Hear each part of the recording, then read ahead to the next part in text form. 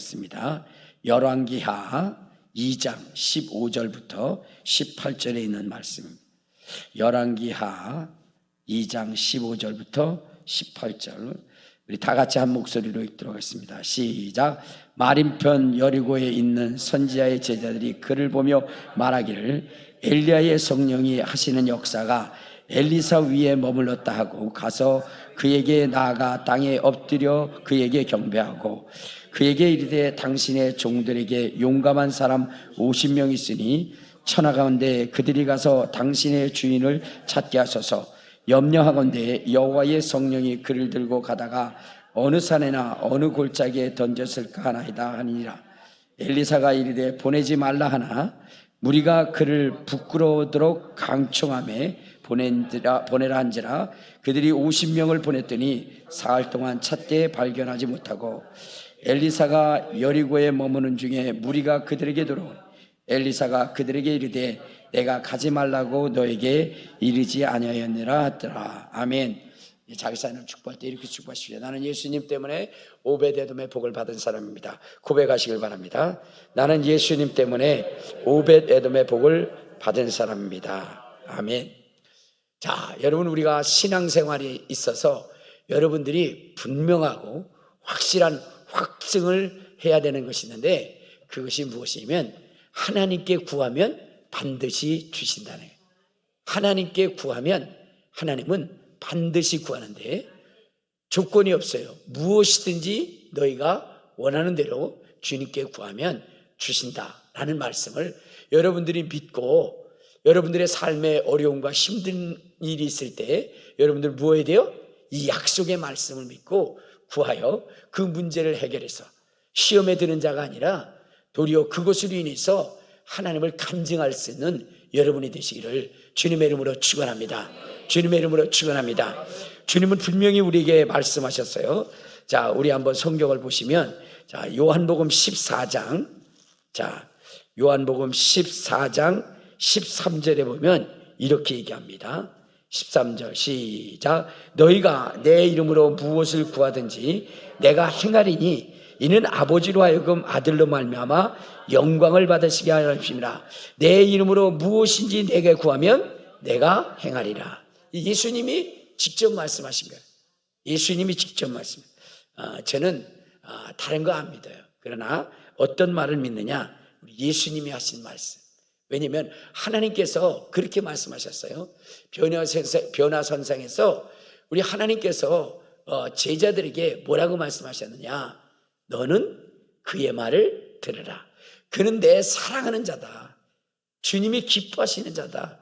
그러므로 너는 그의 말을 들으라 그랬어요. 우리 한번 마태복음 17장 5절을 한번 보도록 하겠습니다. 마태복음 17장 5절. 자, 시작. 말할 때에 호련히 빛난 구름이 그를 덮으며 구름 속에서 소리가 나서 이르되 이는 내 사랑하는 아들이요 내 기뻐하는 자니라. 너희는 그의 말을 들으라 하신지라. 그의 말을 들으라. 하나님이 그렇게 말씀하셨어요. 그러므로 우리는 이 세상의 어떠한 이야기보다도 주님의 말씀에 귀를 기울이는 자가 돼요. 그 말씀을 순종하는 자가 돼야 돼요. 근데 그분이 오늘 기도에 대하여 말씀하시되 너희가 내 이름으로 무엇인지 원하는 대로 구하면 내가 행하리라. 주님 그렇게 말씀하셨어요. 그러므로 여러분, 우리는 어려운 일을 당할 때에, 힘든 일을 당할 때에 우리가 해야 되는 것은 원망과 불평과 탄식이 아니라 주님의 약속한 이 말씀을 가지고 기도하고 부르짖고 간구하여 응답받는 여러분이 되어야 되는 것입니다. 그런데 우리가 이 하나님의 말씀을 참 믿기 어려운 것은 무엇 때문이에요? 무엇 때문이야? 무엇이든지라니. 그래서 우리는 주님 앞에 아니야, 이거는 주님이 하실 수 있고 이것은 안 될 거야 하면서 우리 스스로가 기도의 제목을 선별하고 구별할 때가 있어요. 그래서 내가 생각한 것 이상이 이루어질 때는 깜짝 놀라는 경우가 있죠. 자, 어느 때가 있느냐면, 자, 우리 한번 어디를 보시냐면 마태복음 21장에 보면 이런 말씀이 있어요.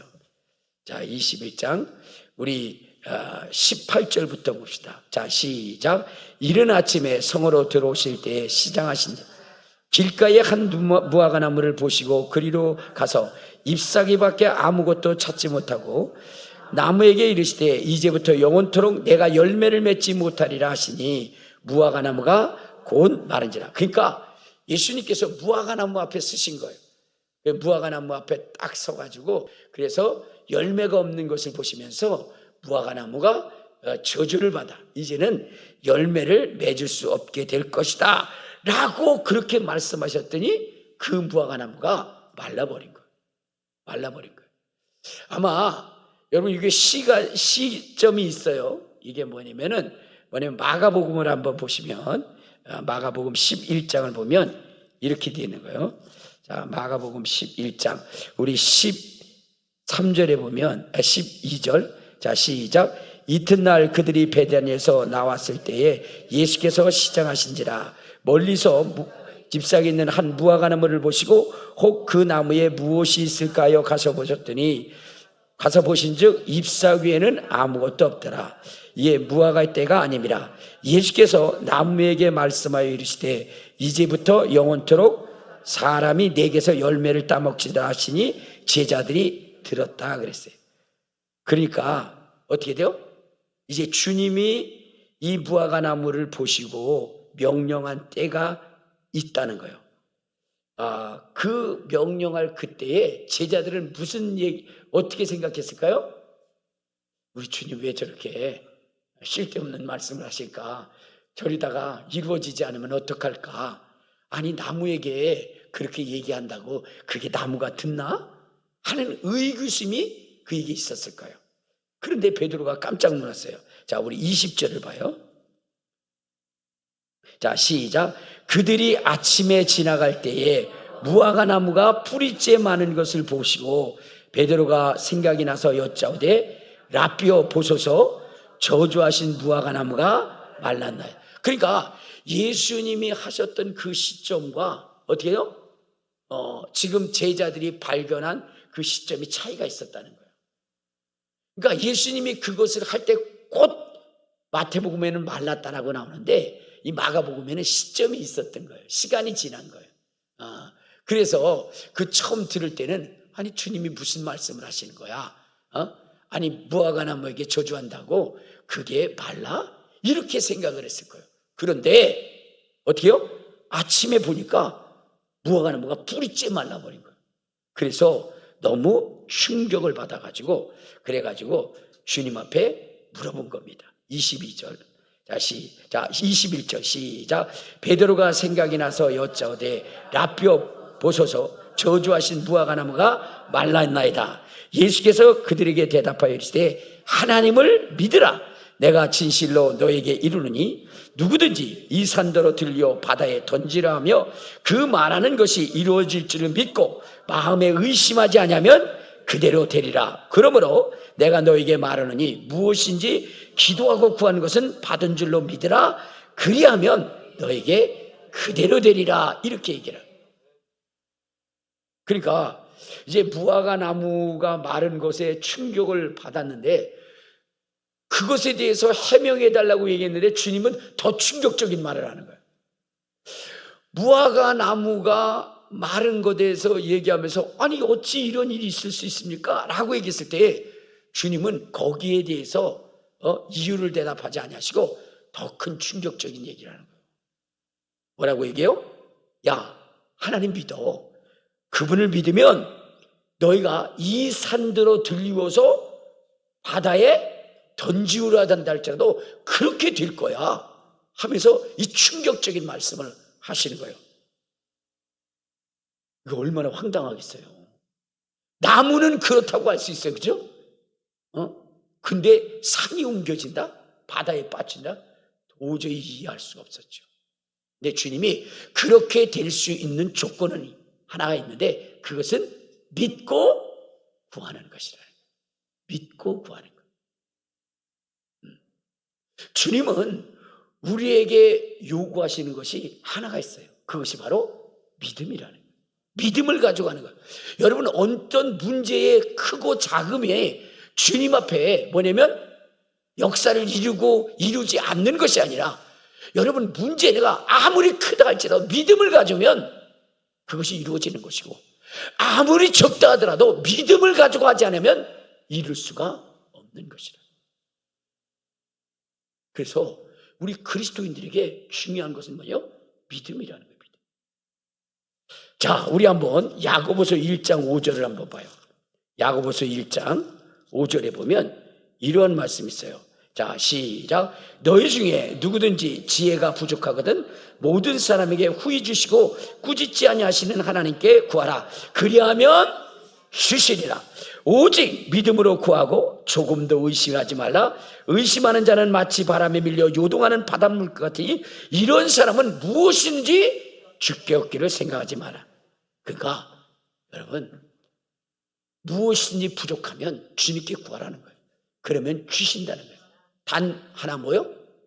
바로 의심하지 말라는 거예요. 의심하는 자는 적은 것조차라도 주님 앞에 받을 수 없다는 거예요. 왜? 두 마음을 품은 것이기 때문에. 두 마음을 품은 것이기 때문에.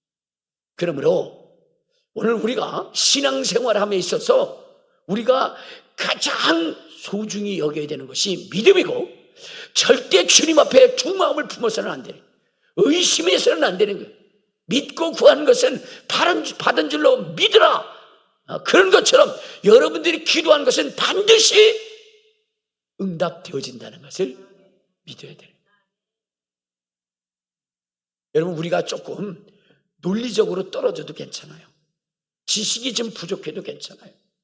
그러나 하나님을 믿는 그 믿음에 의심이 없으면 기적이 일어나는 겁니다. 그러나 아무리 똑똑하고 잘난 척해도 여러분 뭐예요? 믿지 않으면 그거는 하나님이 역사하지 않는다는 거예요. 그러므로 오늘 여러분들, 우리 큰비전교회 성도님들은 뭐 해야 돼요? 믿어야 되는 겁니다. 믿어야 되는 거예요. 확실히 믿고 나아갈 수 있는 저와 여러분 되시기를 주님의 이름으로 축원합니다. 주님의 이름으로 축원합니다. 주님은 믿음대로 역사하시는 거예요. 사랑제일교회를 담임하셨던 신바울 목사님이 계셨어요.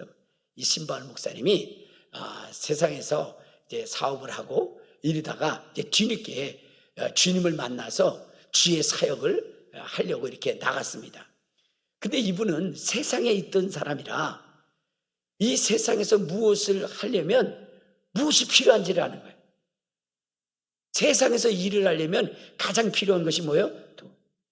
여러분, 이 세상에서 무슨 일을 하려면 가장 필요한 것이 뭐예요? 돈이에요. 돈이 필요한 거예요.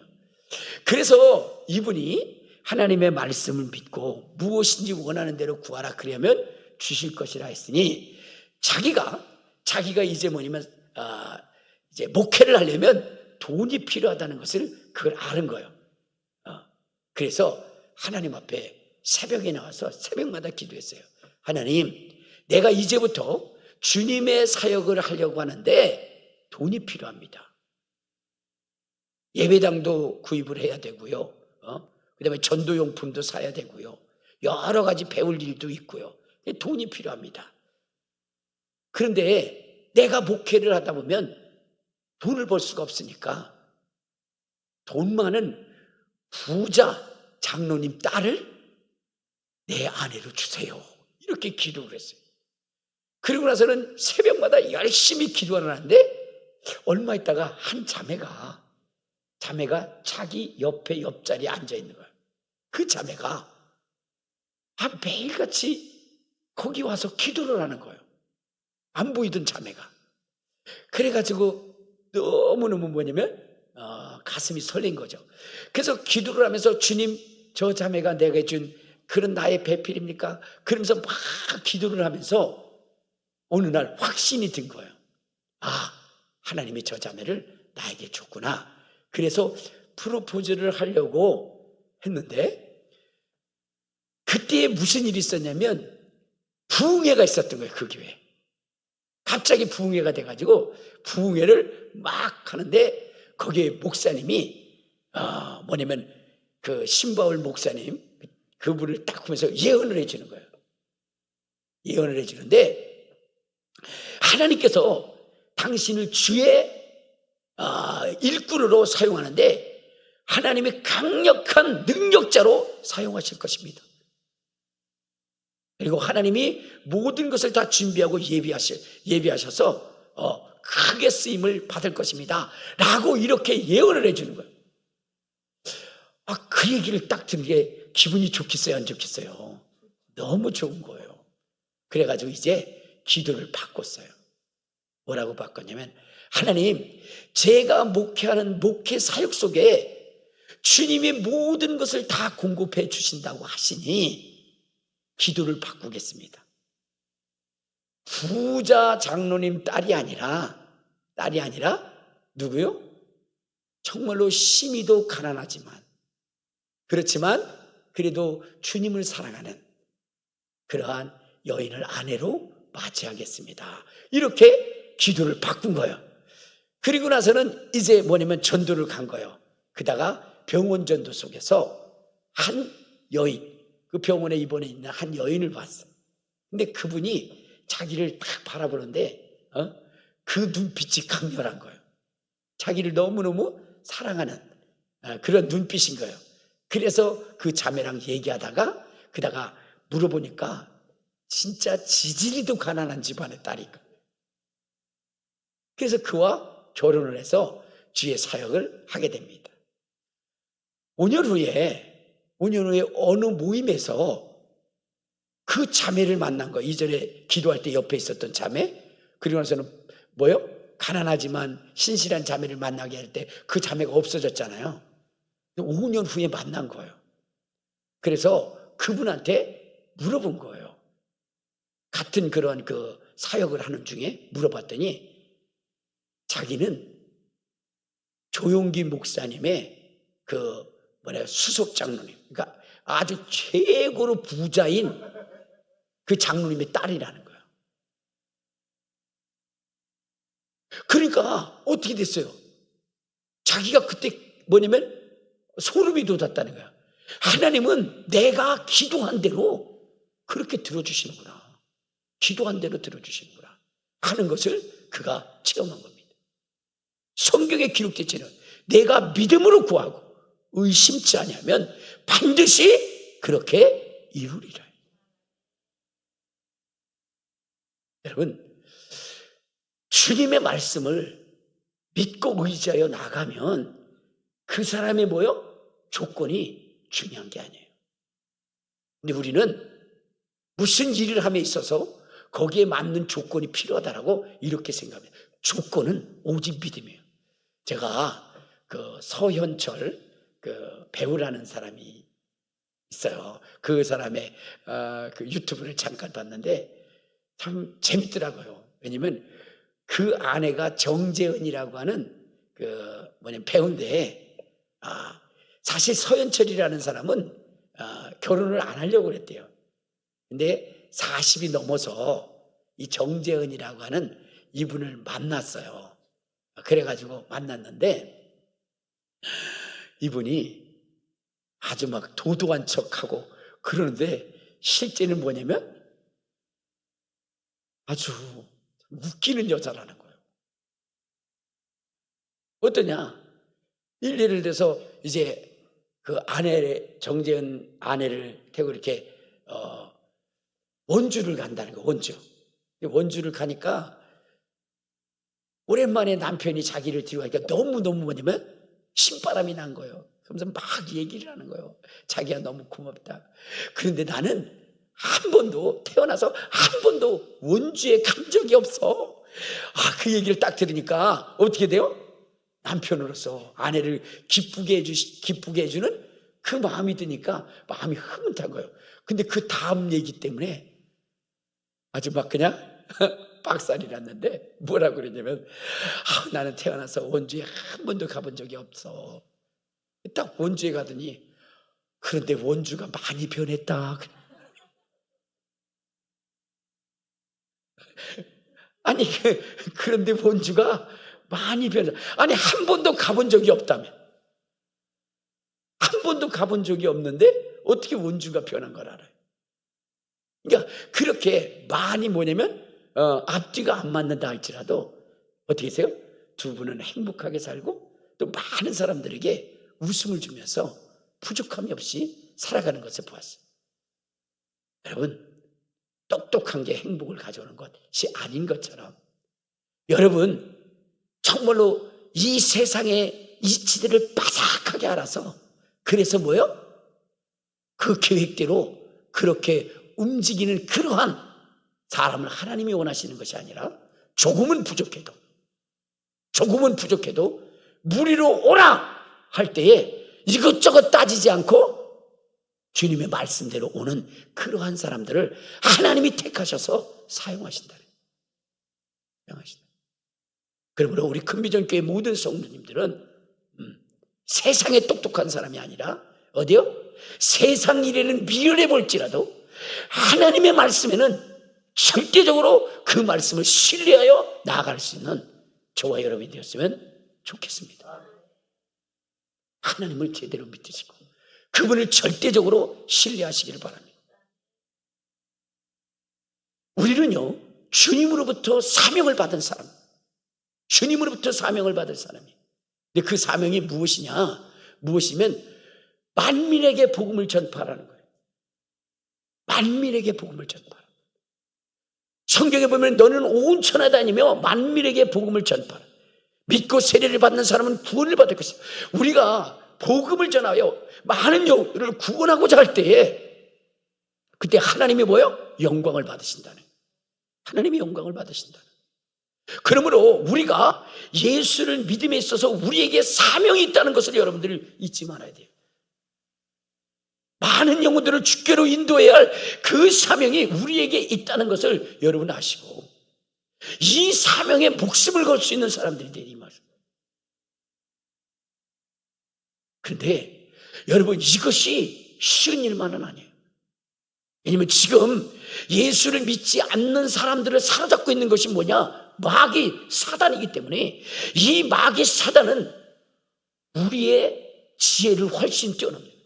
여러분 인간으로 태어난 존재 중에 가장 지혜로운 존재가 누구냐? 예수님 빼고 누구요? 아담입니다. 아담보다 더 대단한 지혜자가 없어요. 그러나 그 아담조차도 누구요? 마귀에게 넘어갔습니다. 왜냐? 마귀는 어때요? 지혜에 충족한 자고 완전한 자이기 때문에. 자, 우리 한번 성경을 한번 보도록 하겠습니다.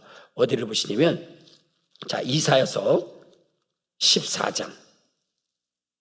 자, 이사야서 14장이 있는데 여기에 보면요. 자, 우리 14장 우리 13절부터 15절에 보면 마귀에 대해서 나와요. 자, 시작. 내가 내 마음에 이르기를 내가 하늘에 올라 하나님의 뭇별 위에 내 자리를 높이리라. 내가 북극 지폐의 산 위에 앉으리라. 가장 높은 구름에 올라가 지극히 높은 이와 같아지리로다. 여러분 여기 보면 마귀가 뭐라고 그래요? 하나님과 자기는 동등할 거야. 그만큼 뭐냐면 이 마귀는 지혜가 그랬어요. 자, 그런데 여러분 에스겔서에서는 이 마귀에 대해서 뭐라고 얘기하느냐? 우리 에스겔서 우리 28장. 자, 28장 우리 12절에 보면 이런 말씀이 있어요. 자, 시작. 인자야 두루왕을 위하여 슬픈 노래를 지어 그에게 이르기를 주 여호와의 말씀에 너는 완전한 도장이었고 지혜가 충족하시며 온전히 아름다웠도다. 그러니까 여러분 이 사단은 지혜가 충족한 자. 그리고 여러분 이는 완전한 자예요. 완전한 자. 우리 15절을 봐요. 15절. 자, 시작. 내가 지음받던 날부터 내 모든 길에 완전하였으므로.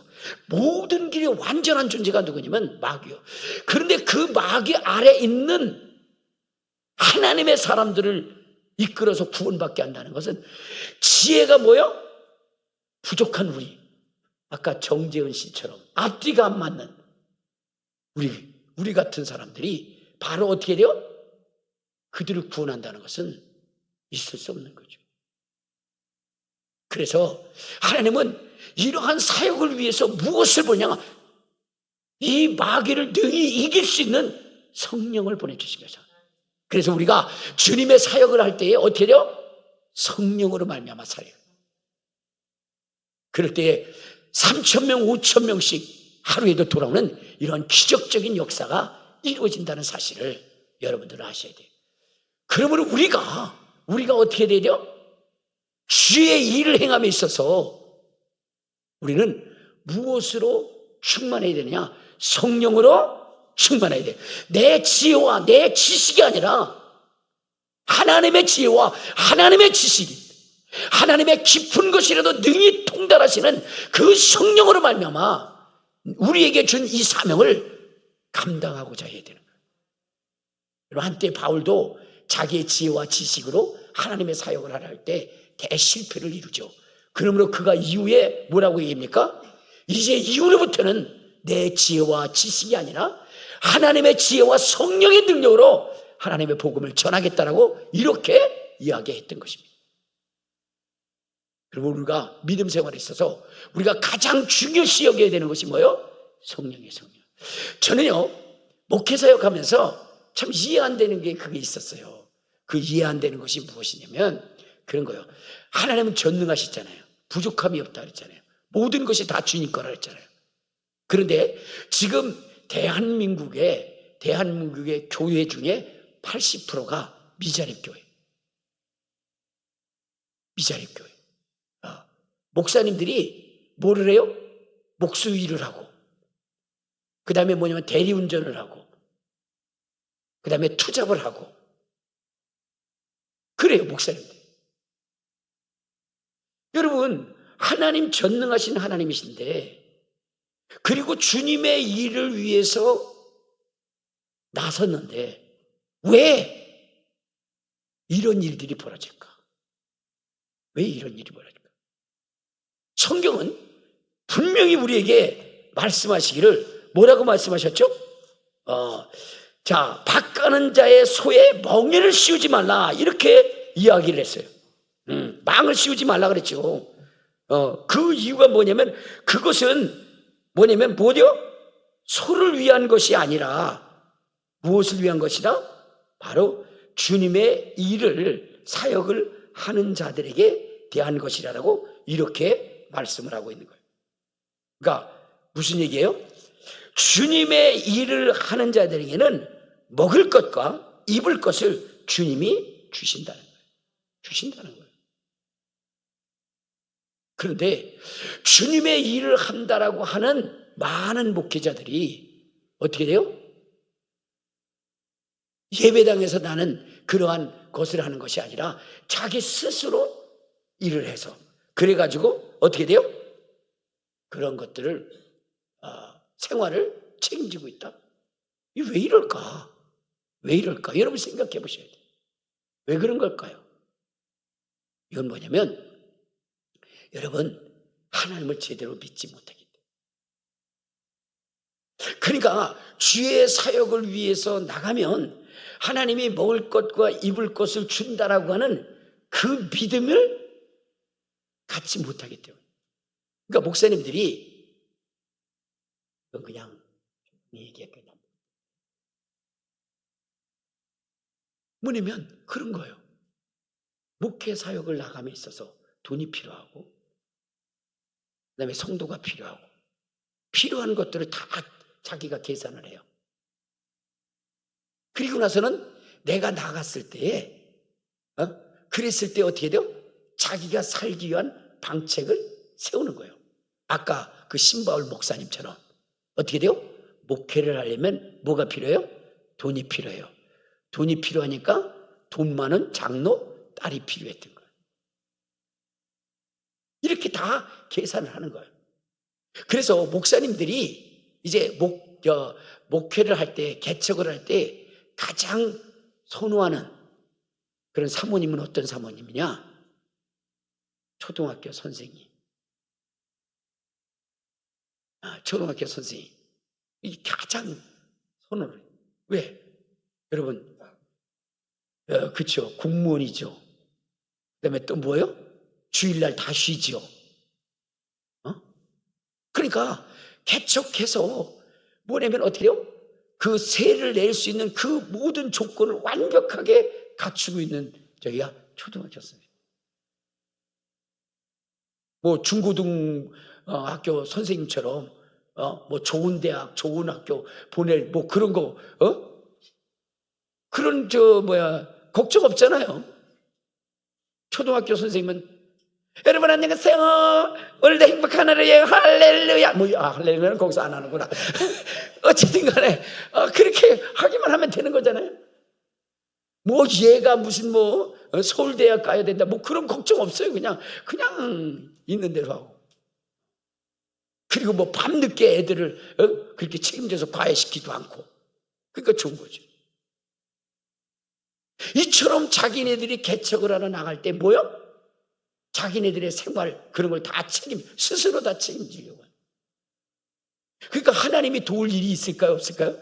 아니, 자기가 알아서 하는데요. 여러분, 우리는 하나님의 도움을 받으려면 하나님 앞에 어떤 사람이 돼야 돼요? 대책 없는 사람이 돼야 돼요. 오직 믿음을 가지고 대책 없는 사람이 돼야 돼요. 여러분, 장경동 목사님 대단하시잖아요. 근데 여러분, 이 장경동 목사님이 이제 목회를 위해서 선택한 그 자매가 누구냐? 바로 이렇게 아주 조건이 좋은 그러한 자매였어요. 왜 그 자매만 있으면 자기가 학교 다니고 목회하는 일에 돈 걱정은 안 할 것 같아. 그래서 그 자매랑 결혼을 했어요. 근데 결혼하고 나서는 난리가 난 거예요. 왜냐면 결혼하자마자 이 아내가 뭐냐면은 직장을 그만두는 거예요. 그러면서 이제는 당신이 벌어다 주는 것으로 내가 생활을 하겠다. 돈을 갖다 주지 않으면 굶을 것이고 갖다 주면 주는 대로 먹을 것이고 이렇게 작정을 한 거예요. 그래가지고 어떻게 됐어요? 이 목사님이 정신이 번쩍 난 거예요. 이렇게 해서는 안 되겠다 그래가지고 목회에 전심전력하며 믿음으로 기도하고 전도했더니 여러분 지금 저렇게 큰 교회가 됩니다. 그런데 뭐 다는 아니지만 많은 목사님들이 어떻게 돼요? 전부 다 계획을 하는 거예요. 내가 목회 사역할 때 돈이 나올 데가 없으니까 그때는 뭐요? 아내를 아주 직장이 튼튼한 그러한 아내, 동아줄 같은 것을 붙잡고 그리고 뭐냐면 사역을 하려고 하는 거예요. 그러니까 역사가 일어나죠. 여러분, 우리가 주님의 사람으로 살아감에 있어서 우리는 뭐냐면 하나님의 말씀을 따라 살아가는 사람들이 돼요. 주의 사역자로 부름을 받고 믿음의 사람으로 부름을 받았을 때에 우리는 그러면 어떠한 모습을 가져야 되느냐? 여러분, 그 본이 바로 엘리사였다는 거예요. 여러분, 이 엘리사는 엘리야의 갑절의 능력과 영감을 가지고 사역을 했던 사람이에요. 그래서 정말로 이스라엘 앞에 이 엘리사라고 하는 사람이 대단한 사람이었고, 이 엘리사가 누구를 예표한다고 얘기하냐? 어떤 분은 예수님을 예표한다 할 만큼 그렇게 뭐냐면 엘리사의 그 사역이 대단했어요. 엘리야의 2배의 영역을 가지고 일했으니까. 실제 성경을 찾아보면, 기록을 찾아보면 엘리야가 했던 사역의 2배를 누구요? 바로 엘리사가 했어요. 특히나 더 대단한 것은 무엇이냐면 엘리사가 죽었음에도 불구하고 여러분, 그 죽은 뼈가 죽은 사람을 살리는 이러한 역사까지 이뤘던 사람이 누구냐면 엘리사였어요. 우리 한번 성경을 한번 봐요. 어디를 보시냐면 열왕기하 13장. 열왕기하 13장 20절을 한번 보면 이런 얘기가 있어요. 자, 시작. 엘리사가 죽으니 그를 장사하고 해가 바뀜에 모압 도적대들이 그 땅에 온지라. 마침 사람을 장사하는 자들이 그 도둑죄를 보고 그의 시체를 엘리사의 묘실에 들이던짐에 시체가 엘리사의 뼈에 닿자 곧 회생되었더라. 그러니까 지금 뭐냐면 엘리사가 죽었어요. 그래서 1년이 지난 거예요. 해가 바뀐 거예요. 그때 모압 도적대들이 쳐들어왔을 때 이제 어느 가정에 사람이 죽어서 그걸 장사 지내려고 가는데 도적대가 오니까 이 사람들이 겁이 나가지고 어떻게 해요? 그 시체를 제대로 된 무덤에 저기 한 게 아니라 엘리사가 죽어있는 그 무덤에다 던져버리고 도망을 간 거예요. 그런데 놀라운 것은 그 엘리사의 뼈에 이 시신이 닿자마자 그가 살아난 거예요. 여러분들 이게 이해가 안 되죠? 아니 무덤이 있는데 어떻게 무덤에다 내던져? 여러분들 이스라엘의 무덤은 우리나라 무덤과는 달라요. 우리는 뭐냐면 땅에다 놓고 그 다음에 관을 갖고 흙으로 꼭꼭 채우지만 이스라엘의 무덤이라는 것은 그냥 돌무덤으로서 거기다가 시체를 놓고 공간이 있어요. 그 예수님이 돌아가셨을 때도 그 무덤 속에 시신을 놨다 그랬잖아요. 그리고 거기 들어가 봤다 그랬잖아요. 그렇게 돼 있어요. 그렇게. 그래서 뭐냐면 동굴처럼 돼 있는 거예요. 그리고 그 앞에 큰 돌로 이렇게 막아놓는 거죠. 그러니까 사람이 죽었는데 갑자기 도둑질가 오니까 어떻게 할 수가 없으니까 돌문을 열고 그 다음에 무덤 속에다가 시체를 던졌는데 그가 살아난 거예요. 이게 엘리사예요. 이게. 그러면 엘리사에게 이러한 이 엄청난 역사가 나타났던 이유가 무엇이냐는 거예요. 그것은 엘리사는 오직 전적으로 하나님을 믿고 의지하며 나간다. 그가 사명을 받았을 때에 여러분 그는 어떠한 행동을 했느냐. 우리 한번 성경을 한번 보시는데 자 열왕기상 19장을 한번 봐요. 열왕기상 19장에 보면 이렇게 이야기합니다. 자 하나님께서 이 엘리사를 불러요. 엘리야에게 뭐냐면 너는 가서 엘리사에게 기름을 부어서 너의 그 선지적 사역을 그 엘리사에게 넘겨질 수 있도록 그를 후계자로 삼으라고 이렇게 얘기합니다.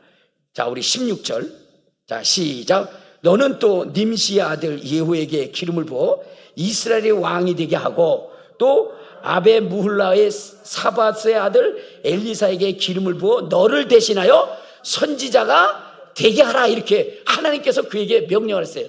하나님이 그를 왜 선택했을까? 여러분 이가 가지고 있는 하나님에 대한 믿음이에요. 여러분들의 삶 가운데 하나님이 여러분들을 부를 수 있는 그러한 그 믿음의 조건들을 좀 가지고 있어야 돼요. 그것은 무엇이냐면 다른 거 아니에요. 하나님만을 절적으로 신뢰하는 믿음이에요.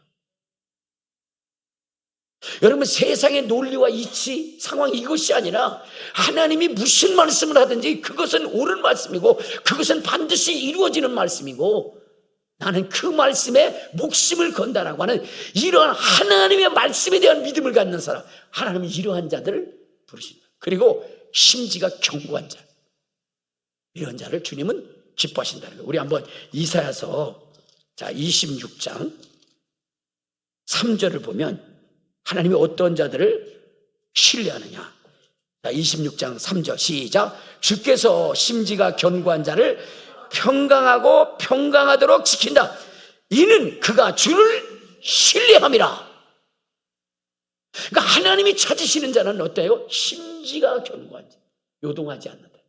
우리 2부 예배 때 찬양할 때 요동하지 않고 뭐 그러는 노래 있잖아요. 어떤 시련이 와도 우리는 요동하지 않고 주님을 향하여 달려간다라는 것처럼 여러분 상황에 따라 여러분의 신앙의 모습이 바뀌는 것이 아니라 여러분 옥에가 칠지라도 순교의 현장에 있다 할지라도 주님을 믿는 그 믿음을 변치 않는 것, 하나님이 이런 사람들을 원하신다는 거예요. 그리고 대책이 없어요. 오직 하나님께 맡기는 거예요. 그가 누구예요? 엘리사였어요. 우리 다시 한번 열왕기상 19장을 한번 봐요. 19장. 자, 이제 이 엘리야가 이제 하나님으로부터 이 명령을 받고 엘리사를 불러요. 부를 때 어떻게 하냐? 19절. 자, 시작. 엘리야가 거기서 떠나 사밧의 아들 엘리사를 만나니 그가 12겨릿수를 앞세우고 밭을 가는데 자기는 12째 겨릿수와 함께 있더라. 엘리야가 그리로 건너가서 겉옷을 그 위에 던졌더라. 그러니까 지금 엘리사가 뭐 하고 있는 거예요? 밭 가는 거예요. 그러니까 봄인 것 같아요. 씨를 뿌리기 위해서 밭을 가는 거예요. 여러분, 봄이라고 하는 것은 어떻게 돼요? 농부에게 있어서 가장 바쁜 때예요. 그래서 속담도 있잖아요. 봄날 모내기철에는 아궁의 부지깽이도 나와서 일한다라는 그런 이야기가 할 만큼 그렇게 바쁜 때예요. 오늘 이 엘리사가 12겨릿수를 가지고 지금 밭을 갈고 있는 거예요. 얼마나 바쁜 일을 하겠어요. 이때에 엘리야가 겉옷을 던지는 거예요. 겉옷을 던진다는 건 뭐냐면 그가 사명자고 자기가 입던 겉옷을 던진 것이니까 뭐냐면 이제 나의 사역이 너에게로 이어질 것이다. 이렇게 이야기를 한 거예요. 이때에 여러분 엘리사가 한 행동이 무엇입니까? 엘리사가 이렇게 얘기해요. 20절 시작. 그가 손을 버리고 엘리야에게로 달려가서 이르되 청하건대 나를 내 부모와 입맞추게 하소서. 그리한 후에 내가 당신을 따르리다. 엘리야가 그에게 이르되 돌아가라. 내가 내게 어떻게 행하였는지 하니라. 그러니까 뭐냐면 엘리사가 주님의 부름을 받고 뭐 하겠다는 거예요? 소도 다 버렸어요. 근데 한 가지 뭐예요? 그래도 부모님한테는 인사하고 가야 되지 않겠냐. 그랬더니 엘리야가 그걸 허락을 해요. 허락을 받은 다음에 부모님한테 인사하고 나서 그가 뭐를 했죠? 21절. 자, 시작. 엘리사가 그를 떠나 돌아가서 한 겨릿수를 가져다가 잡고 소의 기구를 불살라 그 고기를 삶아 백성에게 주어 먹게 하고 일어나 엘리야를 따르며 수종 들었더라 그랬어요. 명령을 받았을 때 이 엘리사의 행동이 어땠습니까? 소를 잡아먹었어요. 그렇죠? 소를 잡아가지고 옆에 사람한테 맡기지 않았어요. 왜 맡기지 않았을까요? 힘들면 돌아올까 봐. 제가 어느 선교사님의 그 간증을 들었는데 자기가 이 땅에 뭐냐면 집도 있고 땅도 있고 많은 것이 있었대요. 근데 아프리카 선교를 다닐 때 자기가 행동한 것이 뭐냐? 그걸 다 팔아버렸다는 거예요. 왜? 다른 사람들은 그거 놓고 가 그랬을 때 자기가 다 팔아버린 이유는 거기 가서 힘들면 다시 돌아올까. 오늘 엘리사라는 사람도 맞아요. 소를 잡아먹었어. 그 다음에 농기구도 다 불살라자고 그거 가지고 했어요. 그리고 소도요 한 마리, 근데 두 마리 겨릿수라고 그랬잖아요. 겨릿수 두 마리잖아요. 두 마리를 잡았으니까 고기가 얼마나 많겠어요. 그래도 하나님이 도우실 때까지는 그래도 이 소를 잡아가지고 냉장고에 보관하고 그때까지 먹어야 되지. 이렇게 생각할 만도 하는데 그걸 다 사람들에게 나눠줬어요. 오직 이제는 주님이 나를 먹이고 입히고 살리라는 거예요. 그러한 결단된 마음을 가지고 주님 앞에 갔어요. 그리고 엘리야 앞에서 배웠던 거예요. 자, 그러니까 그 배움이 남달라요. 이제 여러분 모든 배움을 통해서 엘리야가 하늘로 승천하려 할 때에 그때에 엘리사는 그를 놓을 수가 없었어요. 왜? 이 엘리사는 엘리야가 무엇을 가지고 그렇게 이스라엘을 이끌었는지, 하나님을 떠났던 백성이고 왕이고 이런 사람들을 한순간에 죽기로 돌아오게 할 수 있었던 그 가장 강력한 무기가 무엇인지를 그는 알았던 거예요. 그것이 바로 능력이었어요. 하늘로부터 불을 내리는 능력, 하나님을 하나님 되게 인정시킬 수 있는 능력, 그것이 바로 엘리사의 눈에 들어온 거예요.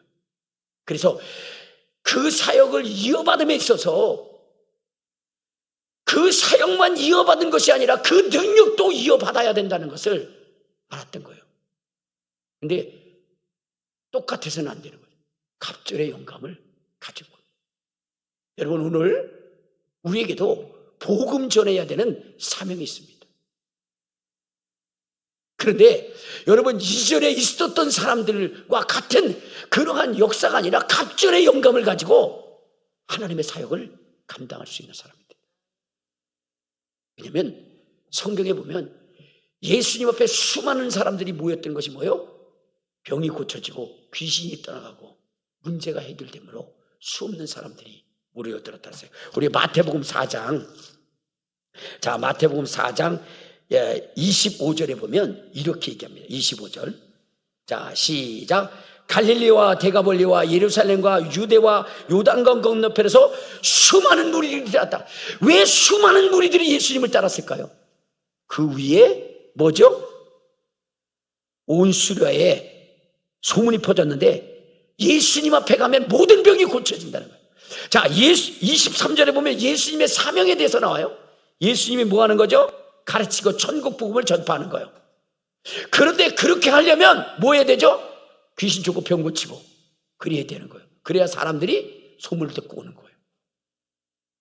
그래서 주님은 병 고치고 귀신 쫓는 일을 행하셨고, 그러므로 인해서 자, 마가복음 2장 1절에 보면 이렇게 얘기합니다. 마가복음 2장 1절. 자, 1절에 뭐라고 나오죠? 자, 시작. 수요일에 예수께서 다시 가버나움에 들어가시니 집에 계시다는 소문이 들린지라 많은 사람이 모여서 문 앞까지라도 설 수 없게 되었다는 거예요. 무엇 때문이요? 주님이, 자, 32절, 1장 32절 시작. 저물어 해질 때에 모든 병자와 귀신 들린 자를 예수께 데려오니 온 동네가 그 앞에 모였더라. 예수께서 각종 병이 든 많은 사람을 고치고 많은 귀신을 쫓아내. 그러니까 많은 병을 고치고 많은 귀신을 쫓아내니까 예수님 앞에 수없는 사람들이 몰려들어요. 그러니까 여러분들, 주님이 제자들을 보낼 때 뭐하라 그랬어요?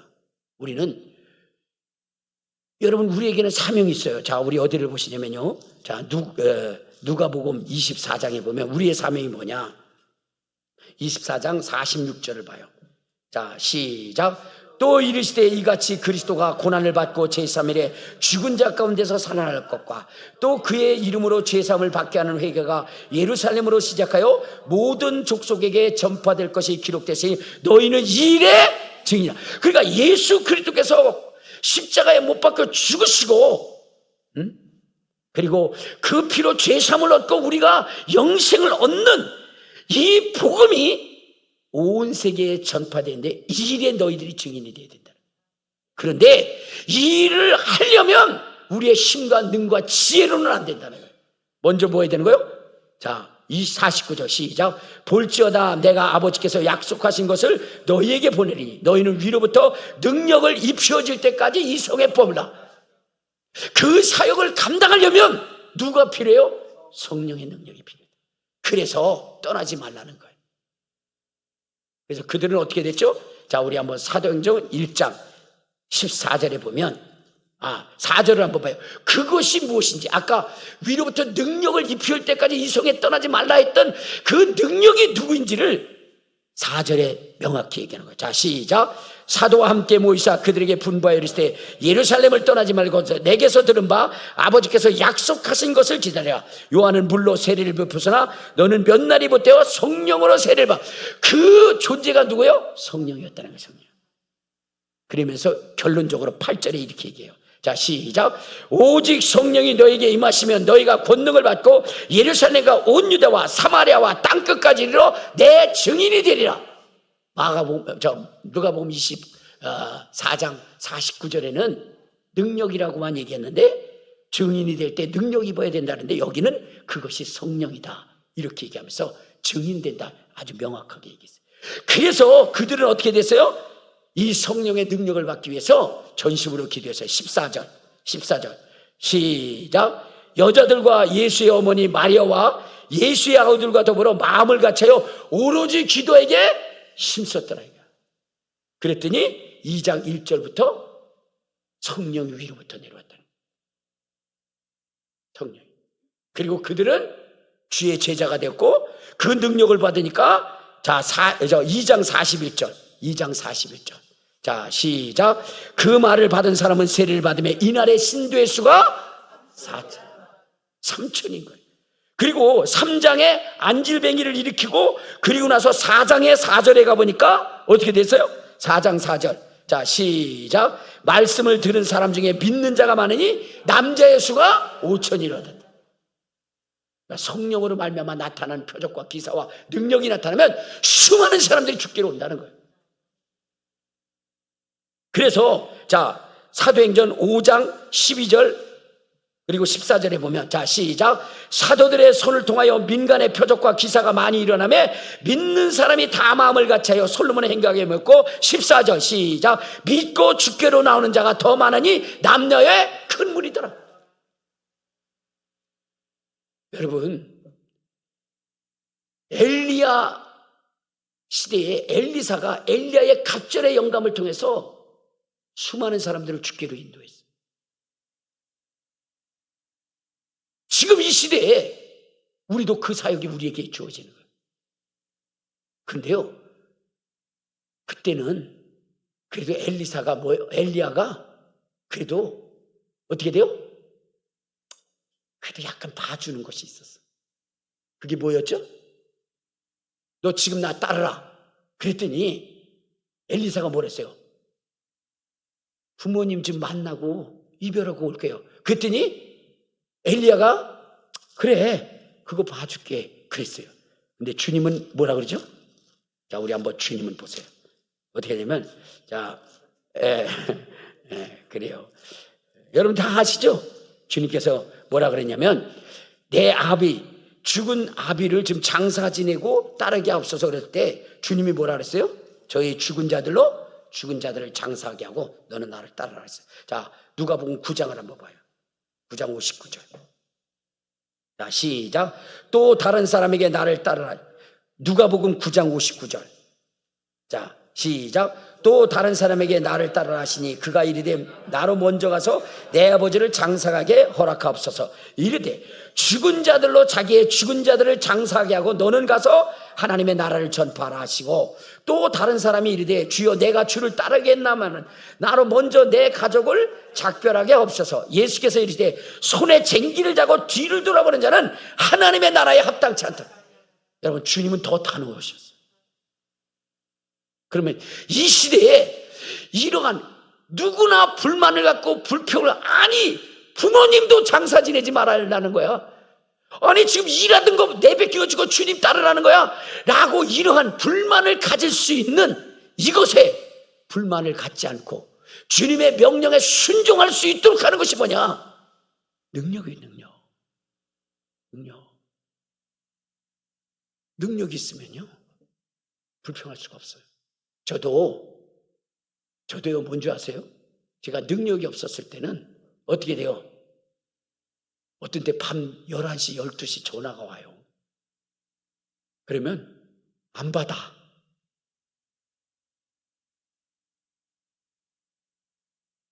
왜 지금 뭐 하는 거야 이렇게 했는데 지금 능력이 있으면요 새벽 2시에도 전화가 올리면 눈이 번쩍 떠져요. 왜? 이것이 내가 할 일이고 이것이 주님이 내게 맡겨진 사명이에요. 그리고 이것이 중요한 가치가 있다는 것을 성령께서 함께 역사하는 거예요. 우리 여기 정수승 권사님 있지만 다른 교회, 다른 교단에 다니시죠. 근데 여기 와서도 마음을 못 잡았어. 왜냐면 거기는 항상 뭐냐면 인간 유대 관계를 좋아해요. 사랑하면서 그러면서 뭐예요? 같이 놀라도 가고 같이 먹으라도 가고 지난번에도 전화해가지고 우리 유럽 여행 같이 가자. 유대 관계가 좋아요. 근데 여기 와서는 뭐예요? 나오세요. 기도하라 하세요. 나오세요. 전도하라 나오세요. 아니 남편이 있는데도 나와서 기도하라는 거예요. 그게 어떻게 돼요? 부담이 되는 거죠. 그러니까 그쪽이 생각이 나는 거예요. 왜 거기는 커피 맛을 무슨 에스프레소인지 아무튼 요즘 보니까 아유 진짜 나는 그냥 커피 하면 되는데 그게 커피도 무슨 커피 막 그러면서 얘기를 하는데 아이고 종류도 많고 그래요. 근데 그거 마시라고 하는 그게 신앙생활이라고 생각하는. 근데 여기 왔더니 밥 먹고 기도하고 전도하고 기도하고 또 밥 먹고 기도하고 막 그리고 전도하러 나가고 이거밖에 안 하니까.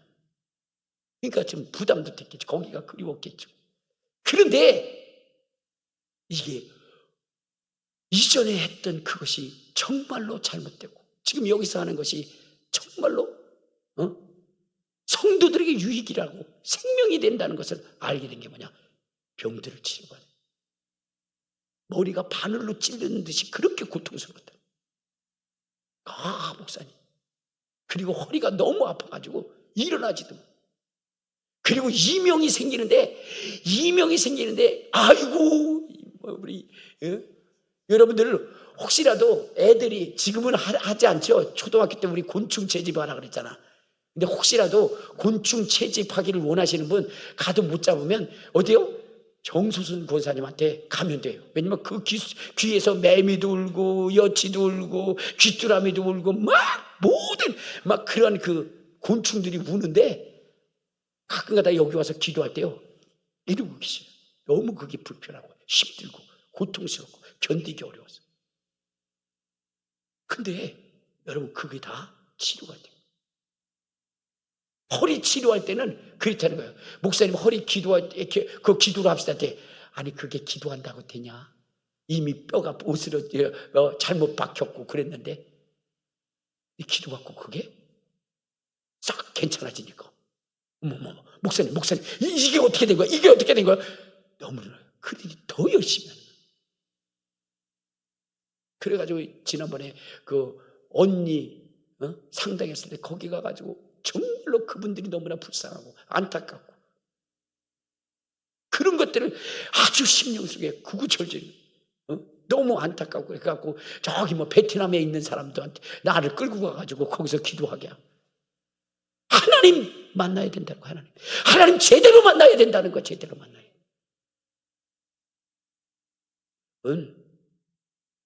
인간적인 관계로 하는 거 아니에요. 내가 제대로 하나님 만나면 어떻게 돼요? 엘리사처럼 되는 거예요. 그러니까 엘리사가 어땠어요? 자기는 분명해요. 확실해요. 다 버리고 따랐어요. 그렇기 때문에 엘리야를 놓치면 안 되는 거예요. 그래서 길갈에서 출발을 했는데 여러분 자기가 얻어야 할 것 그걸 주지 않고 가니까 그러니까 어떻게 됐어요? 베델로 가니까 베델로 쫓아간 거예요. 근데 길갈에 있던 제자들은 뭐예요? 거기 터전이 있는 거야. 그러니까 사명도 중요하지만 자기 삶의 터전이 더 중요해. 그래서 어떻게 됐어요? 엘리야가 베델로 가니까 안녕 빠이빠이 한 거예요.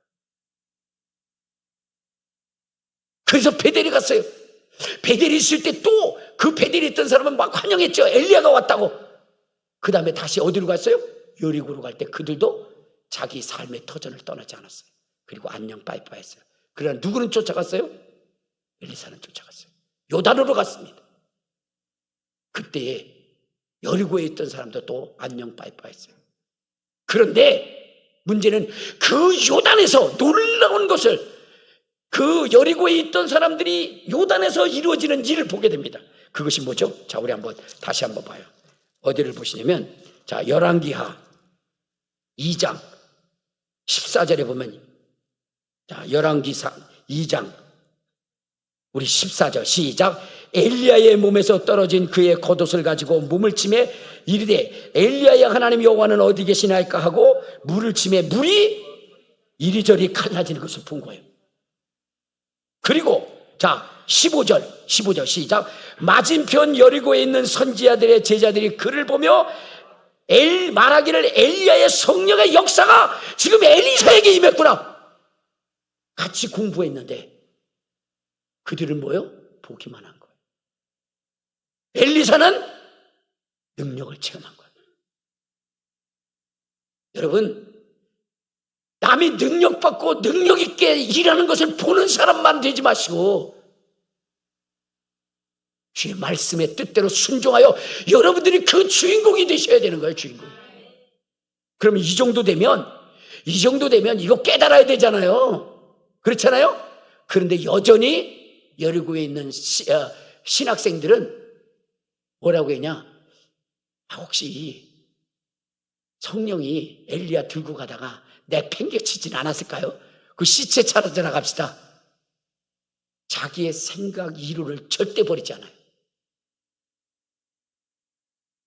그래가지고 부끄러울 정도까지 그렇게 얘기하니까 엘리사가 그럼 갔다 와봐.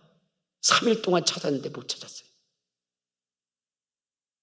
여러분, 우리 이 세상의 지론과 자기의 그러한 지식을 가지고 하나님 믿지 마시고 성경을 통해서 성경에 말씀하신 대로 믿고 나가시기를 바랍니다. 저는 그런 사람 되기를 원하는 거예요. 성도들이 그런 사람들이 되기를 원하고, 그래서 마지막 시대에 정말로 엘리사처럼 하나님이 여러분들을 지키는 사람이 되시기를 주님의 이름으로 축원합니다. 우리 주여 한번 부르고 통성으로 기도하시겠습니다. 주여